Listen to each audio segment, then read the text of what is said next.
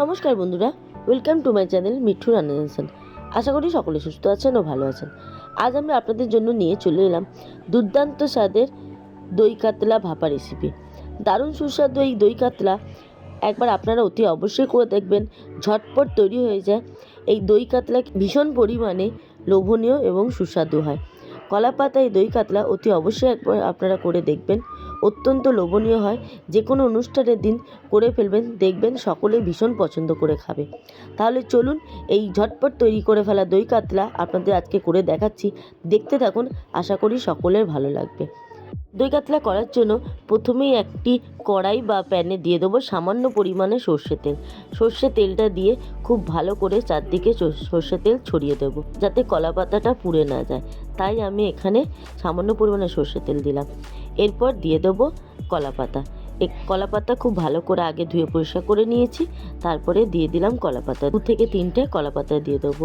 কলা পাতাটা এমনইভাবে সেট করবেন যাতে দই বা যে গ্রেভিটা থাকে সেটা কোনো দিক থেকে বেরিয়ে না যায়। আমি এখানে 3টে কলা পাতা দিলাম। 3টে কলা পাতা দিয়ে তার উপর থেকে দিয়ে দেবো মাছ। এখানে আমি কাতলা মাছের পেটিকে 2 পিস করে নিয়েছি, একটা পেটিকে 2 পিস করেছি। এইভাবে আমি 4টে পেটি নিয়ে নিয়েছি। আপনারা চাইলে গাদা দিয়েও করতে পারেন। আর পেটিগুলো একটু ছোট ছোটই রেখেছি, তাহলে খুব সুন্দরভাবে ভাপে ওয়েল কুক হয়ে যাবে। আপনারা যদি কাতলা মাছের পেটি একটু বড় রাখেন তাহলে কিন্তু একটু বেশিক্ষণ রান্নার সময় দিতে হবে। তারপরে দিয়ে দেবো সামান্য পরিমাণে লবণ আর দিয়ে দেবো সামান্য পরিমাণে হলুদ। লবণ হলুদ দিয়ে খুব ভালো করে মাছটা মাখিয়ে নেব।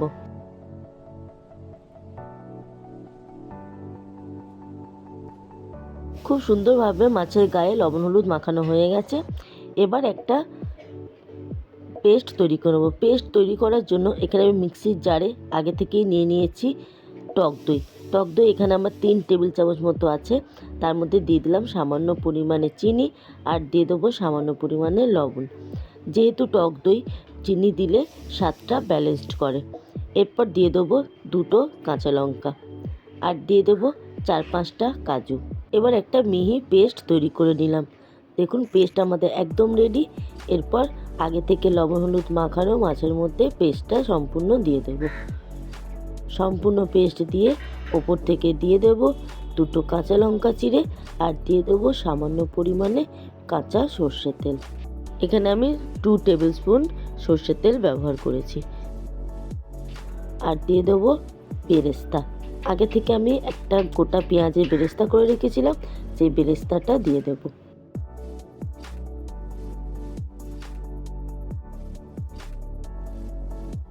এবার ঢাকা দিয়ে গ্যাসে বসিয়ে রেখে দেব প্রায় মিনিট 20 মতো। এখন আমি গ্যাস লো টু মিডিয়াম ফ্লেমে রেখেছি। গ্যাস লো টু মিডিয়াম ফ্লেমে রেখে 20 মিনিট মতো রান্না করে নেব।